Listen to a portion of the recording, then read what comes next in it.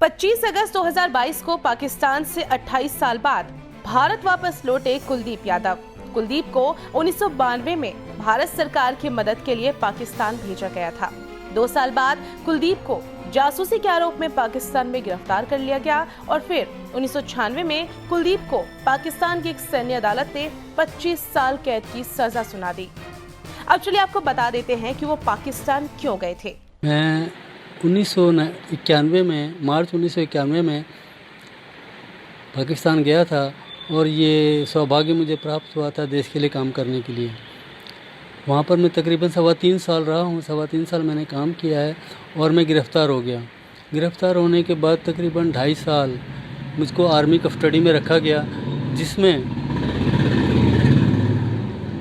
Interrogation और court martial हुआ है। 22 जून 1994 से लेकर के 26 अक्टूबर 1996 तक ये इंट्रोगेशन का और कोर्ट मार्शल का दौर चला है। 27 अक्टूबर 1996 को मुझे लाइफ इम्प्रिजनमेंट की सज़ा दे करके civil jail central jail Kot Lakhpat Lahore में शिफ्ट कर दिया गया। वहाँ पर जो मेरे हालात थे काफ़ी नाजुक थे, क्योंकि दूसरे और भी इंडियंस थे लेकिन मैं बिल्कुल नया था। वहाँ पर भी स्टार्टिंग में टॉर्चर हुआ है और उस टॉर्चर के तहत मुझको टीबी हो गई, अल्सर हुए, हेपेटाइटिस भी हुआ है और आखिर में आकर के मुझको हार्ट की प्रॉब्लम हुई है, जिसके लिए ये जेल वालों की मेहरबानी थी कि मेरा हर्नीज़ का ऑपरेशन कराया है।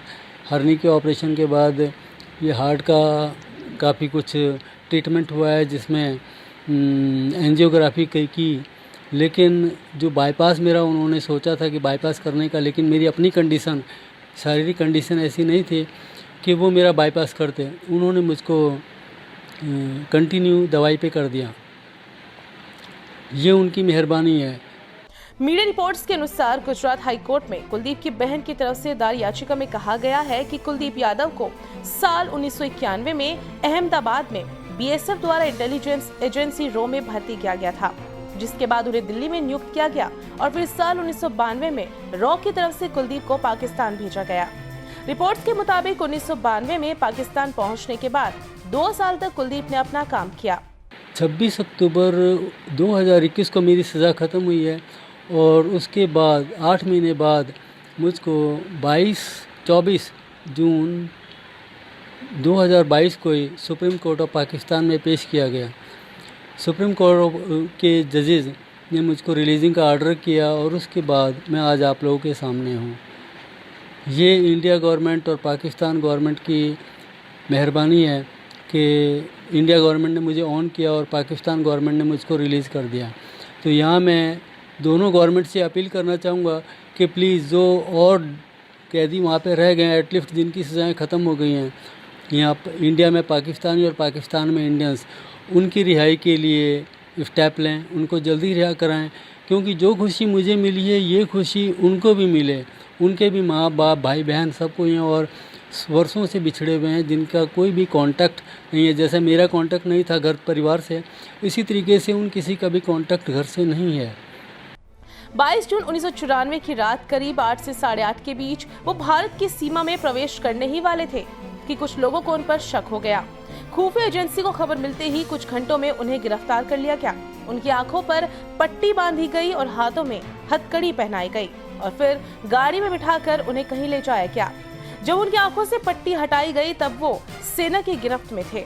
करीब 30 महीनों की पूछताछ के बाद 27 अक्टूबर 1996 में पाकिस्तान की एक सैन्य अदालत ने जासूसी के आरोप में कुलदीप को 25 साल की सजा सुनाई थी। उन्हें लाहौर स्थित Kot Lakhpat civil central jail भेजा गया था। ये वही जेल है जहां सरबजीत ने भी सजा काटी थी। पीएम मोदी साहब से, हमारे गुजरात के चीफ मिनिस्टर साहब से मैं ये रिक्वेस्ट करूँगा, अपील करता हूँ कि मेरी रिहेबिलिटेशन के लिए मेरी हेल्प करें, क्योंकि देखिए मैं सरकारी तौर पर गया था और देश के नाम पर ही मेरा जीवन पूरा चला गया है। मेरे जो साथी थे, जो मेरे क्लास फेलोज थे, अभी कोई एडवोकेट है, कोई मजिस्ट्रेट है, जज, अकाउंटेंट, मैनेजर, और वो जब आज रिटायर होके आ रहे हैं तो उनको गवर्नमेंट बहुत सारा पैसा भी देती है, तनख्वाहें मिल रही हैं और पेंशन भी मिलेगी। लेकिन मैंने देश के लिए काम किया है, मुझे गवर्नमेंट क्या दे रही है? मैं टोटली गवर्नमेंट पर डिपेंड हूँ। तो गवर्नमेंट से मेरी रिक्वेस्ट है, प्लीज़ मेरी हेल्प करें, क्योंकि अगर आप मेरी हेल्प नहीं करेंगे तो दुनिया को मैसेज क्या जाएगा? क्योंकि आज इंडिया के लिए काम करने को कोई भी तैयार नहीं है, क्योंकि आज तक जितने भी लोग आए हैं किसी को कोई कंपेंसेशन नहीं मिला है।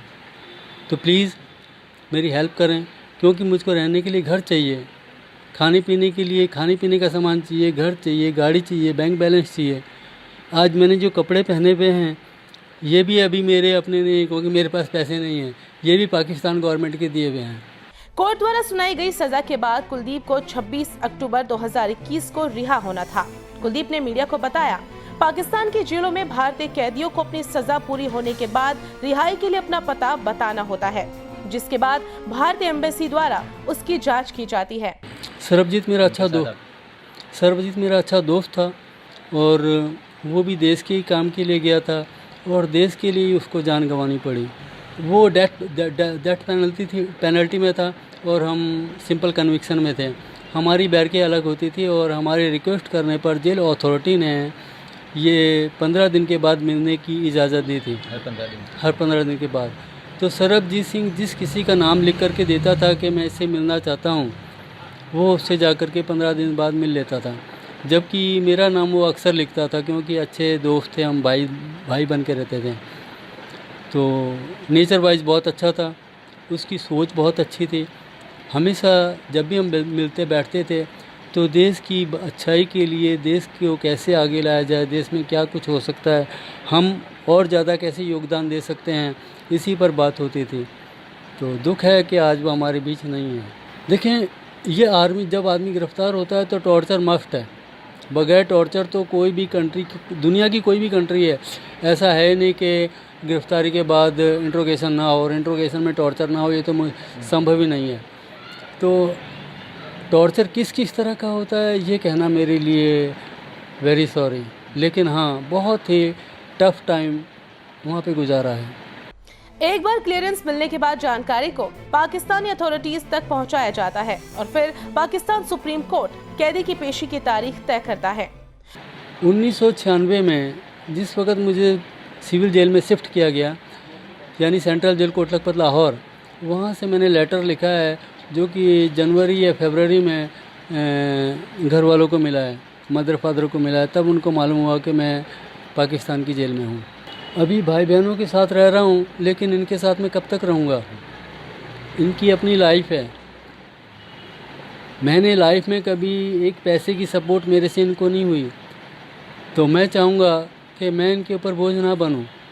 इस वक्त मेरी कंडीशन और मेरी एज जो है वो ऐसी नहीं है कि मैं कोई बिज़नेस कर सकूं या सर्विस कर सकूं, क्योंकि ना तो पैसा है और ना उम्र है, क्योंकि इस उम्र में तो लोग बहुत रिटायर होकर के वापस आते हैं।